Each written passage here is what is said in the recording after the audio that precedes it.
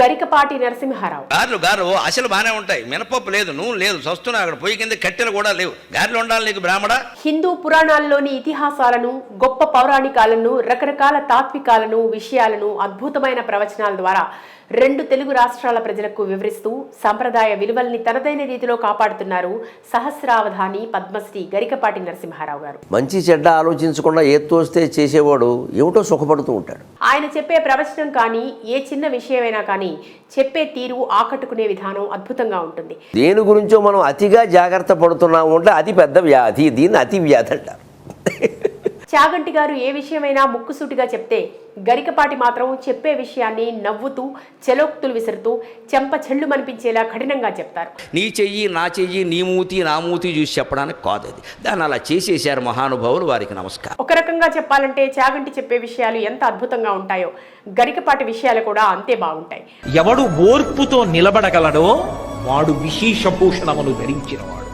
అయితే గరికపాటి గారు ప్రతిసారి తన ప్రవచనాల్లో సమాజానికి, ప్రజలకు ఉపయోగపడే విషయాలను గుర్తు చేస్తూ ఉంటారు. బొమ్మ ఉండడం వల్ల ఏదో జరుగుతుందనే పిచ్చి నమ్మకం వదిలేయండి. నీ మనస్సు వల్ల, నీ మాట వల్ల, నీ చేత వల్ల నీకు జరుగుతుంది. ఉదాహరణకు ప్రస్తుత రాజకీయాలు కానీ, క్రీడలు కానీ, సినిమాలు కానీ దేశాన్ని, ప్రజల్ని ఎంత ప్రభావితం చేస్తున్నాయి. నాగేశ్వరరావు గారు నేను ఆశించినట్టుగా రాలేదు అంటే ఏమనుకోక అబ్బాయి, మళ్ళీ చేస్తా అని 2 సార్లు చేసేట్టు నాకు.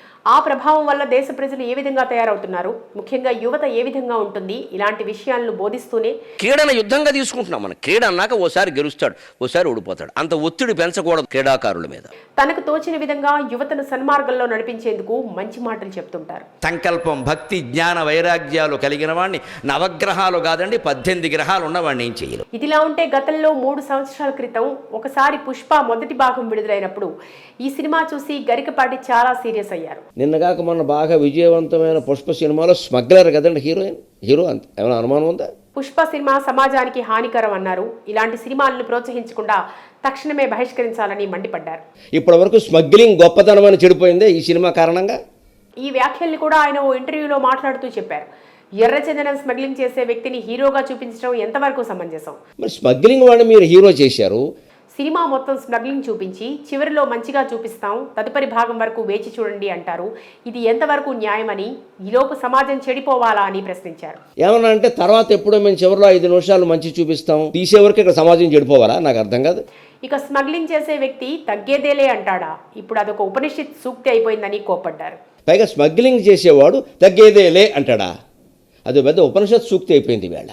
ఈ చిత్ర హీరో, దర్శకుడు తనకు సమాధానం చెప్తే కడిగేస్తా, ఒక కుర్రాడు ఎదుటి వ్యక్తిని కొట్టి తగ్గేదేలే అంటున్నాడు. ఈ డైలాగుల వల్ల సమాజంలో నేరాలు పెరిగిపోతున్నాయి. ఇప్పుడు దాన్ని ఏమంటాడు కుర్రాడు కూడా, ఎవరన్నా గోమ్మె కొట్టి తగ్గేదేలే అంటున్నాడు. దీనికి ఎవరు కారణం అండి? తగ్గేదేలే అనేది హరిశ్చంద్రుడు, శ్రీరాముడు వంటి వారు వాడాలి, అంతేకాని స్మగ్లర్లు కాదంటూ ఆయన మండిపడ్డారు. తగ్గేదేలే ఎవడనాలి? హరిశ్చంద్రుడు లాంటి వాడు అనాలి, శ్రీరామచంద్రుడు లాంటి వాడు. ఒక స్మగ్లర్ వాడడం ఏంటండి ఆ డైలాగు? అయితే గరికపాటి చేసిన ఈ వ్యాఖ్యల వీడియో బయట 3 సంవత్సరాల క్రితందే అయినా మళ్ళీ ఇప్పుడు పుష్ప 2 విడుదల దగ్గర పడుతున్న క్రమంలో సోషల్ మీడియాలో బాగా వైరల్ అవుతోంది.